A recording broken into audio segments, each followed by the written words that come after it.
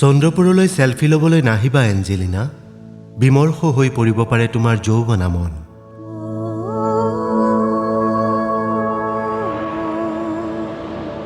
চিৰযৌৱনা সেউজীয়া বুকুলৈ এতিয়া নিতৌ আহে পৌৰ নিগমৰ দুৰ্গন্ধময় আৱৰ্জনাৰ গাড়ী।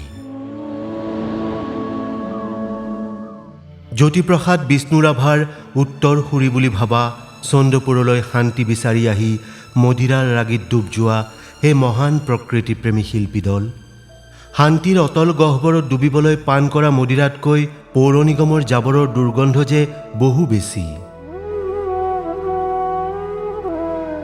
জানো সেয়ে নাই প্ৰতিবাদ প্ৰকৃতি ধ্বংসযজ্ঞৰ।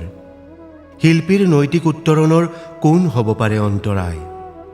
জাবৰৰ দমৰ মাজত থাকিলেও আমাৰ মনবোৰতো জাবৰ হ'ব দিব নোৱাৰো। শুনিছোঁ কেৱল বঁটা প্ৰত্যাশী বিশিষ্ট লেখকৰ তালিকাখনো হেনো বৰ দীঘল। এই উত্তৰণকো কোনে কৰিব পাৰে অস্বীকাৰ। সেলফি ল'বলৈ নাহিবা এঞ্জেলিনা। চন্দ্ৰপুৰৰ বিশুদ্ধ বতাহত এতিয়া পৌৰ নিগমৰ জাবৰৰ দুৰ্গন্ধ। মহানগৰীৰ আৱৰ্জনাৰ মাজত এতিয়া চৌদিশ প্ৰতিবাদ। চন্দ্ৰপুৰৰ আকাশত চন্দ্ৰপুৰৰ বতাহত এতিয়া কেৱল প্ৰতিবাদ। শুনিছোঁ প্ৰকৃতিবিদসকলে হেনো এতিয়া ইতিহাস লিখিব। শিৰোনাম ২০ শতিকাৰ এখন ঠাই আছিল, নাম চন্দ্ৰপুৰ।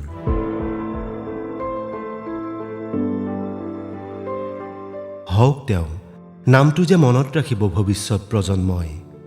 লিখিব পাৰে শংকৰদেৱে কলংপৰীয়া খোল সজা মাটিৰ ইতিহাস, ডিমৰীয়া ৰজাৰ ইতিবৃত্ত, কাজলী চকীৰ ৰণ অথবা কাজলীমুখীয়া গোহাঁইৰ বীৰত্বৰ কথা। লিখিব পাৰে আমচাঙৰ বিলুপ্ত হোৱা জীৱ বৈচিত্ৰ্যৰ কথা, কলং কপিলী দিগাৰুৰ ত্ৰিবেণী সংগম, মহানগৰীৰ বিষাক্ত আৱৰ্জনাই প্ৰদূষিত কৰাৰ কথা। আৰু যদি কেতিয়াবা কোনোবাই লিখে চন্দ্ৰপুৰৰ মৃত্যুৰ এপিটাফ, লিখিব অকালতে মৃত্যু হোৱা সূতাকল, কেমিকেল, হাৰ্ডবোৰ্ড, তাপবিদ্যুৎ প্ৰকল্পৰ কথা। লিখিব পাৰে ইন্দিৰা গান্ধীৰ প্ৰস্তাৱিত ৰাজধানী মোহনীয়া চন্দ্ৰপুৰত পৌৰ নিগমৰ জাবৰৰ সোণালী ইতিহাস। সেলফি ল'বলৈ নাহিবা এঞ্জেলিনা। মৃত্যুৰ দিশে গতি কৰা চন্দ্ৰপুৰৰ প্ৰকৃতিৰ বেদনাত তুমি খুব কষ্ট পাবা।